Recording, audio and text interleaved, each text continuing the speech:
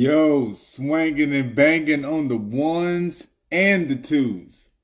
Allow me to reintroduce myself to you. I am Kendrick Avant, your professor of gratitude, because all I ever do is slide in here with the gratitude journal. And I'm reminding y'all how to write down the stories. That way you'll have less negative thoughts and more positive thoughts. That's why I call this Mindset Over Bullshit University. And today, on Wednesday, the day before the 2023 NFL Draft, Amy and I are going to chop up this NFL Draft. I got my notes. We got questions. There are all kind of topics that we can talk about today on this multiple sclerosis and this NFL Draft conversation. Y'all just have no idea. In the NFL, watching sports is one of many ways that you can do to get your mindset off the bullshit. All day you are overthinking what's going on with the spouse. You are overthinking if you are too hard or too soft on your kids. You are overthinking if you should have washed them damn dishes last night. You overthink all that bullshit. You overthink when the bills are due. You overthink answering the door. You overthink all of this shit. Yay. Amy is here. Let's get this going. First, I gotta thank you for even doing this. So I gotta thank you for doing this. I'm grateful for you for doing this. No problem, Queen. And then I gotta tell you why. And why is because like I had fallen in the bathroom today. I had fallen out the wheelchair today. I have banged my head against something. Yeah, I've had one of those damn days. But all damn day I could not stop because I kept thinking, yeah, me and Amy doing this shit. Me and Amy doing this shit. I'm not gonna stop because me and Amy doing this shit today. So we got this thing cracking. First, NBA playoffs, Lakers or Memphis? You know what? I agree with you on that. And I saw the punch. He was right around half court, like right after halftime. He did it. And what makes it worse to me is not only did he do that, punch somebody in the damn me balls. What the hell? What is that? I mean, who do you think you are, Chris Paul? Chris Paul or something? I know Chris Paul is known for doing that, but whatever. Either way, my bigger question is this: after you do that, and all the shit that you have been talking, how in the hell can you fix your mouth to look at any camera and say the media is painting you as a bad guy? The media is doing all this stuff to you. No, dog, stand on your stuff. If you're going to punch somebody like that, stand on it. If you're going to win the game one, like how they won game two, and come out with the shades on and do all the trash talking and call LeBron James old, if you're going to do all of that, then when you lose, you got to stand up. You have to man up. You got to man up, woman up, king up, queen up, whatever you want to call it. You have to be accountable for your shit talking. You can't blame anybody else. And oh shit, I like Dylan Brooks until when he said that. After that, I was like, oh no, you a sucker at this point. No, dog, you can't blame the media. So who is your squad then? I got a bunch of them. I follow the players when they go from college. I got a bunch of them. I got the Saints, the Ravens, the Eagles, the Panthers. If you had to pick one, who is your favorite out of everybody that you just love to watch, that you have the most faith in? Well, I can't really pick. I can pick. Well, the Ravens I did, but they haven't signed Lamar Jackson. Lamar Jackson does not have a done deal. What is now, up they with got that? Beckham there. Exactly. He's his own agent. But, see, I like the Eagles, too. Jalen Hurts. I followed him from Alabama to Oklahoma. Hey, he had 5 queens to get him his deal. He's got $255 million. He's got $179 million guaranteed. Okay, he's got a signed contract. Have you seen Jalen? Have you seen Jalen Hurts play? Come on, give me a break. Jalen Hurts is the whole total package. He's total package on the court. He's on his total package on the field, off the field. He can back up all his shit, everything that he says, everything that he does. All right, Lamar Jackson wants Deshaun Watson money. Deshaun Watson used to be y'all's quarterback in Texas. Okay, for the Texans. Okay, he's gone. He's in Cleveland now. But he has all these off-the-field issues with the sexual innuendos and allegations. Yep. And the money that he paid for the innuendos and all that good stuff. Well, Lamar Jackson doesn't have no off-the-field issues. He is right there. He is a team player. I've watched the man carry the team on his back, man. The man is doing good. The man got hurt, and then after he got hurt, some things were said from the office out in the public and all that stuff. Going for that, so that's why he sat out the last part of the season. He was hurt, but he had gotten better. But then he just played that injury because he didn't like the way they was talking about him and stuff like that. So they need to go on and pay that man. Now they've got his backup, Tyler Huntley. Huntley's coming back. Huntley does really well. I've watched him play. He does really good. He's on a scale of 1 to 10 to me. He's like an 8. He's not a Lamar Jackson. He's close to it, but not close enough to it. He's like an 8. Girl, I gotta interrupt you there. An 8 I mean, I know he made the Pro Bowl last year, but he's like the worst Pro Bowl quarterback to ever get voted in. I think Tyler Huntley was more like maybe he would be better if they tried to have him do Tyler Huntley type things. They try to make him be Lamar Jackson, and there's nobody who was that fast. They tried to make him be that. Exactly. They had the weapons for him. That's why I gave him an 8, because he had all his weapons around him, and they was clicking on all cylinders. Okay. But as far as Lamar Jackson, you need to pay that man. You need to give him Jalen Hurt money.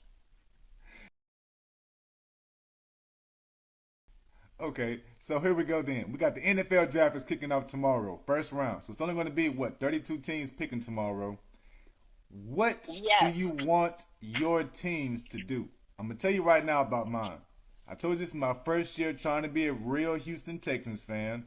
I'm leaving the Eagles behind. I feel it's a good time to leave the Eagles. They just left the Super Bowl. They got a quarterback. It's a good time as any to actually leave the Eagles and switch squads. I'm going to the Houston Texans, the hometown team. What I keep hearing is that the Houston Texans want to draft Will Levis, the Kentucky quarterback, the tall kid, the Kentucky quarterback. I'm blown away by that. Will Levis, and I'm thinking, hell no, you have got to get Anthony Richardson as he is there. Either Anthony Richardson or go to defensive player. What do you think? Exactly. The Panthers are looking at your boy Will. The Panthers are looking at him, but it's not guaranteed yet. They're still looking at him. I hope the Panthers take him and just get him off the. I don't want the Panthers to take him because this is like the first time the top 3 quarterbacks are all going to be African American. All could be black, and Will Levis is the 4th quarterback. He is the only one white. If he went number 1, I would be blown away. But that also means the Texans then would have to make a better pick than trying to pick Will Levis. I just don't believe that he's a number 2 pick. No way. Wow, I don't understand that either. But the Panthers are really looking at him. Huh. The Panthers, they're looking at him. They're looking at him hard, but it ain't comes down where like it's a done thing. Like we're on the clock and we're gonna go ahead and take him. It's not done like that. Okay. I want to know why. Now I don't know. You said you don't follow college football that often and everything. I want to know what the hell happened. Now Georgia, give me my Bulldogs. I love me some Georgia Bulldogs. Okay. Georgia won a national championship in January when they beat TCU, 65 to whatever. They took them to school. They showed them how to build a house. And it was a lot to a little. Okay. Where the hell is Stetson Bennett in this conversation? I haven't heard Stetson Bennett's name mentioned none in this whole thing. I've heard Bryce Young mentioned. I've heard P.J. Rondo. He's not a quarterback. He's a running back. I've heard C.J. Strauss. Okay, I've heard some stuff about C.J. Strauss. C.J. Strauss, they give all the potential quarterbacks in the NFL coming into the draft, they give them a cognitive test. It's called an S12 or S2. Yep, heard about and it. they say that he scored 18%. And the high score was Bryce Young. Okay, if he can't remember the plays and stuff, C.J. Strauss was a quarterback for who? The Ohio State Buckeyes. Yep. And Ryan Day was his coach. So really, he probably Ryan Day probably walked him through who he's going to throw to and everything. He might have had it written on his wrist or everything like that. But if he's out there in the field lining up and getting ready to snap, and he can't remember the play, and he looks down at his wristband or whatever, and he still can't remember the play, you're pretty much fucked on that end. Yeah. You're pretty much. Meet Jordan Love QB after Aaron Rodgers. I'd like to see what Jordan Love's going to do. Jordan Love has sat on the bench for the last 3 or 4 years behind Aaron Rodgers. Yep. Now, I would like to see what Jordan Love can do. I've seen him play like in a scrimmage game or whatever. That would be cool to see. I mean, he played good. He threw. I think the game I watched him in was a scrimmage.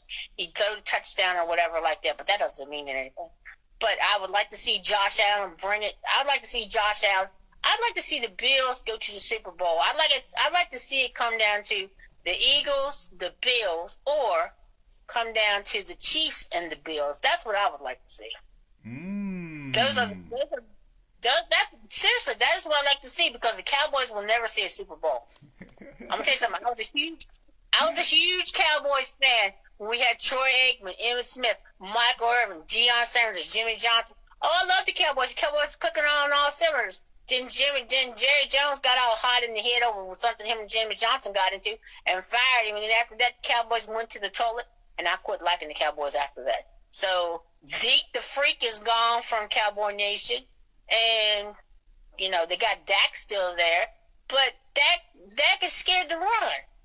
Dak stays in the pocket because Dak is scared to run.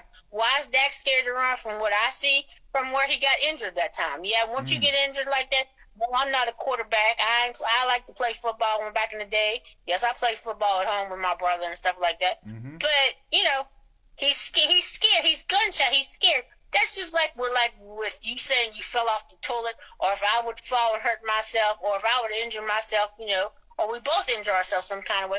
We kind of gun shy about doing something like that again. You know what I'm saying? Yep. Like if I did this, or if I leaned over too far and ended up busting up my face or something like that, I'd be kind of scared the next time I'd be leaning down to get something. You know what I mean? Yep. That's got to do with that. MS thing. Sorry, we had to bring the MS into the situation.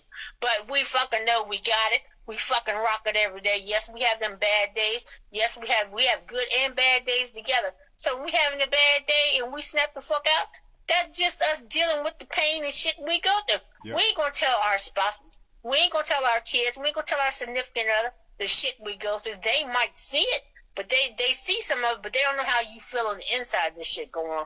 Right now, while me and you talking, King, our fucking immune systems are fighting each other. But we got 3 or 4 things in common, man. We can talk about sports. We can talk about bullshit. We can be on some other kind of shit and just be communicating with each other, because that's what the hell is going on. Getting back to Josh Allen and Jordan Love, I'd love to see Jordan Love come out. I would love to see, when the NFL season officially starts in September, I would love to see Jordan Love play a home game, or it doesn't matter. It don't got to be a home game. It could be an away game. I would love to see this boy step out the box and say, okay, bitch, I got this. And I'm going to show you what I can do. Seriously, King, I want to see Jordan Love do something, because he's been riding that bench for like 4 or 5 years now. Yeah. And you know what? When Aaron Rodgers got drafted, he sat on the bench behind Brett Favre. So it's almost like Jordan Love could be the next Aaron Rodgers. At the same time, man, when I saw Jordan Love play, I didn't see much, because I don't watch much sports anymore. I used to watch a whole lot more. I don't watch much sports anymore because, like, whenever I'm watching basketball games, if I'm not sitting right in front of the TV close like this, Queen, your boy cannot see the basketball at all. After I have the kids hang around, the kids tell me, Daddy, he made the shot. Daddy, number 8 made the shot. Daddy, so-and-so made the shot. Daddy, oh, that was a miss. Or I can always hear the crowd's reaction. But my eyes have gotten so bad, like in 2000, I went a couple of years without health care. And when I came back to health care last year, August 2022, I had my first eye exam in 6 years. The doctor and the optometrist told me that my right eye was legally blind, and this eye, my left eye, only had months left. She said my left eye had less than a year. That was all in August. So I see, like, even now looking at the Instagram type shit, me trying to read the comments and everybody who's joining and watching, it is super duper blurry. I can barely make stuff out. I gotta squeeze and look all up on stuff and everything and shit like that. And all that comes from multiple sclerosis.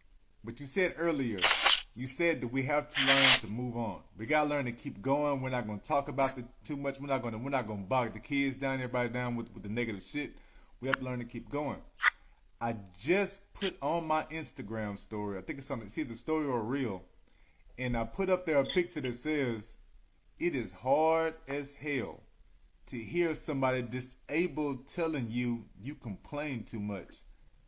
But god damn, it's a whole bunch of people that do.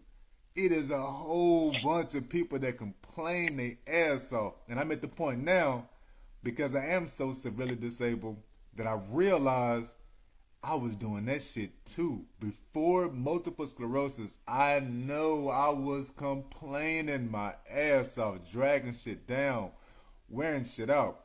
And I've just gotten a whole lot better at that. And I do that with the gratitude stories I'm telling you about. I told you about earlier. I've got to write down the why story. That way I would spend less time actually overthinking all the negative thoughts.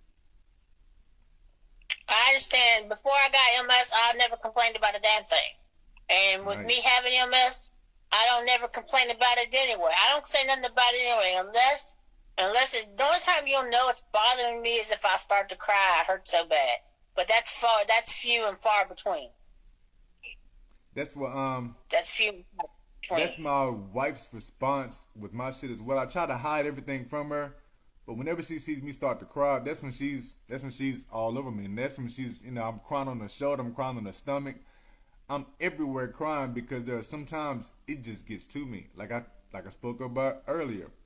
I have this severely, my MS is the type of, I have it in my legs. It's in my legs.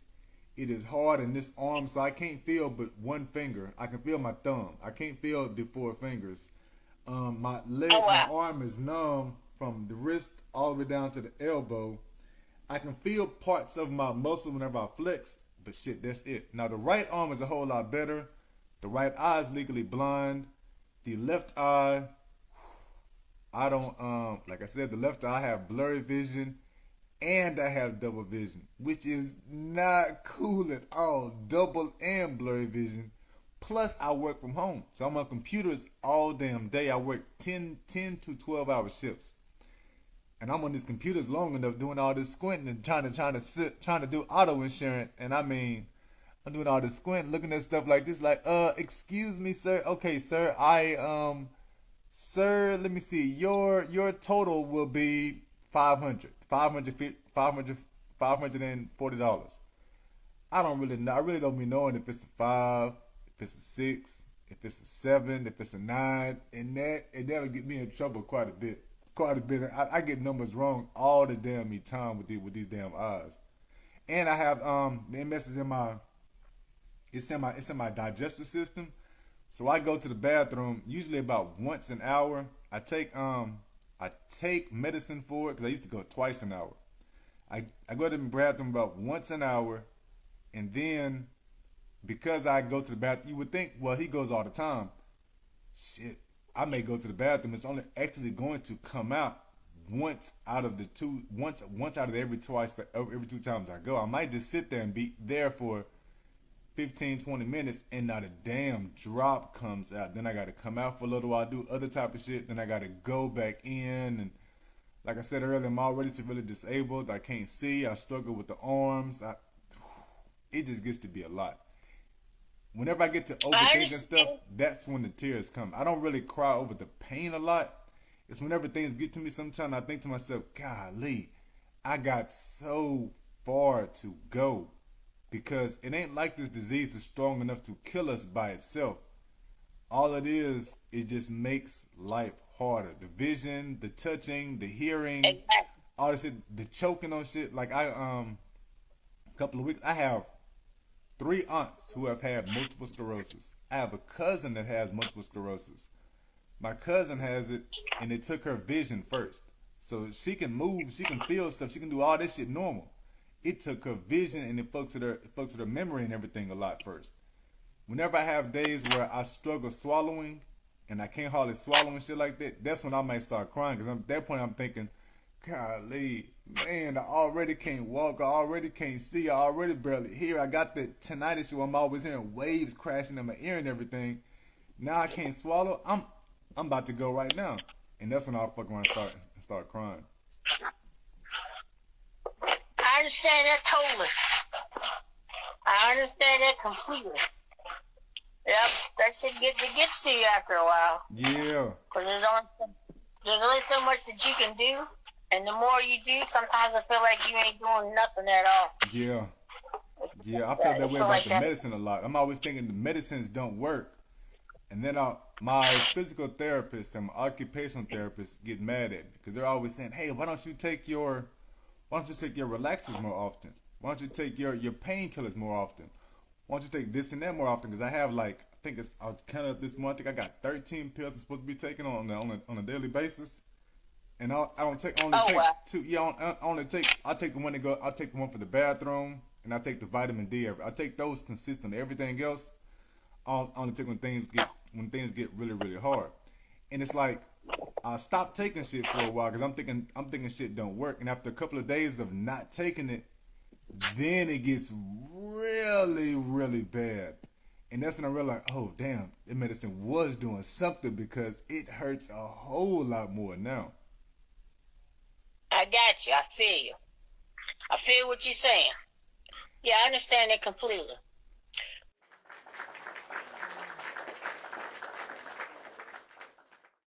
So, I've liked the Packers only because of Aaron Rodgers. But Aaron Rodgers is not there anymore. But I'm still gonna like the Packers because I want to see what Jordan Love's gonna do. Because I liked his name when I drafted him. So I've seen him play in college. I liked him then too. So to me, when things started going downhill for Aaron Rodgers, in my personal opinion, was when the 2021-22 season come around. 21-22 season came around, and it was off season, and he said he didn't know if he was going to be a Green Bay Packer or he was going to go somewhere else or he was going to retire. Mm-hmm. Well, his go-to man, his best receiver, Davante Adams, Aaron Rodgers was holding out for more money. So this will tell you what kind of relationship you have with your offensive line. If you have a good relationship with your offensive line, you're going to let them know, hey, look, I'm not going nowhere. I'm just trying to get some more money. Don't y'all jump ship and go to another team. He didn't do that. He did not do that. Davante Adams is in Raider Nation. Is he with the Raiders still for right now? Yeah. So I've heard stories. I've seen this thing on Sports Center. Skip and Shannon, I watch that religiously every day. First Take too. I DVR both of them. I don't miss nothing. And Aaron Rodgers doesn't communicate with his receivers, his offensive line. He doesn't communicate with anybody, really. Not even his mom. He set up meetings. He held out for more money, so he got more money. But in the end, he really messed himself up because I believe in the 2022 to 2023 season, this past season, that if Aaron Rodgers had kept Davante Adams and let him know that we might have been looking at us Eagles Green Bay Super Bowl. We would have been looking at that. Yeah, we would have been. To me, that's my personal opinion. Now, I don't know what anybody else thinks, but I think you would have been looking at the Eagles and Green Bay playing. If he did that, because every time he threw a pass, Davante Adams caught it, touchdown here, touchdown there. Oh, and the diva behavior and this and that, and I'm just like, he went on a retreat this past year or so to find out whether he's going to come back and all that. He went on a 3-day retreats he's doing. Yeah, the darkness retreat. What the hell is that? Cut the light off in the bedroom and shut the hell up. That's it. That's all they're doing though. That's all they do. You go to a spot where you turn the lights off, no electricity, and you just sit there. Literally, you sit there in the dark, no cell phones, no sound, no nothing, and just think about shit. Yeah, that was his downfall too. And then before he went to the Jets, they said he had a wish list. He had a wish list of receivers and players he wanted to work with, and he was texting them and all that stuff. Now it's done come out that wasn't true, this wasn't true, and that wasn't true. But the thing with Devontae Adams, that was true. They say he doesn't communicate. So in December, this past December, the offensive line and him started clicking on all cylinders. Well, by then it's too late. The season's almost over with. Yeah. Yeah. They was clicking, but Aaron Rodgers wasn't Aaron Rodgers from Aaron Rodgers in the past that I have seen. Oh, no. No. That's the reason This why. draft should be interesting. That's the reason why, as the I don't believe the Jets should have traded for him. Now I understand the Jets need a quarterback. The Jets defense is great. They got nice running backs. It's like everything is going good for the Jets except for the quarterback. But I do not think Aaron Rodgers still has it. Jets had a second quarterback last year, Zach Wilson. They set his ass down because he wasn't doing what he's supposed to do. He on the bench. So I've seen him on Instagram. I've seen him on Twitter talking about this trade's personal. I guess so, because you wasn't doing your job. I mean, they took him out one time. He was playing really good. Then the next time he didn't play so good, so they took him out the game, put another person in. So if you're mad about that, maybe you should have been playing a little bit better. Yeah, absolutely. And he has not played good in, 2 years? He's been in the league, I think, 2 years, and he has been terrible. About 2 years, yeah. Because if you get your shot, if you get your shot, I don't care if it's NFL, I don't care if you're an athlete, I don't care if you're sports, whatever you are, whatever you want to do in life, you get that shot, you make damn sure you keep that spot and you keep your shot. You get that bag and you take your shot and you keep your shot. You don't let nobody knock you off your throne. Yep, you got that one right. You sure got that one right. You don't let anybody knock you off your throne. Yeah. Wow. We're about to get ready to shut this thing down. Before we get ready to shut it down, though, I got a couple of questions I want to ask you. Number one, with all of the college football that you watch, is there anybody on defense that you feel should be a top pick? Maybe an edge rusher, a cornerback? Is there anybody on defense that just pops up in your mind? No, not really. Ooh, wow. Okay, that says a lot. Really. Cause I'm an old school Oregon fan. I like the Oregon Ducks, but I I haven't watched football in a couple of years. College football. No defensive players that I've seen in college that's going to the draft have really made me say, "Oh my God, I can't wait to see where he goes." Okay. No. I know. Now, running back, Joey Porter? Yeah, I've heard of him. Yeah, he didn't make me say, "Okay." And he has a son that plays cornerback, and they say his son may be the second best cornerback in the draft. Joey Porter has a son who plays cornerback, and he might actually go to the Steelers. Wow. Yeah. Wow. Yeah, that's an interesting storyline right there. The running back that I like is P.J. Rongo. From where? From Texas. P.J. Rongo. I might be saying his name wrong. You like him more than the guy Bijan Robinson that they keep talking about? That's it. I'm pronouncing his name wrong. That is it. Bijan Robinson. Okay, yeah, because they say Bijan Robinson. They think Bijan Robinson may be the best thing since Marshall Faulk, and it's like, whoa. Yes. You don't even bring up Marshall Faulk's name that much because he was so good. He is that good. Yes, he is that good. Damn, and I'm in Texas and had no idea. Like, I haven't seen a UT game in.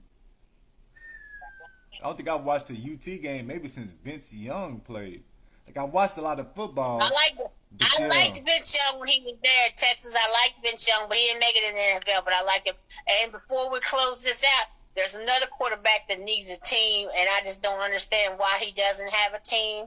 I love me some Cam Newton. Cam Newton was a Heisman Trophy winner. Auburn quarterback. They won the national championship.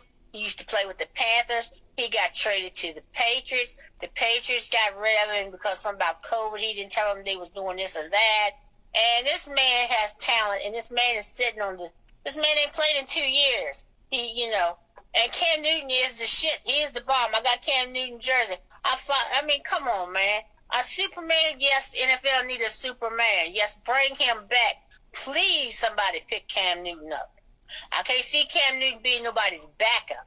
But he says that he would play backup, but I can't see him doing it because he has such a big personality and he's such a good player.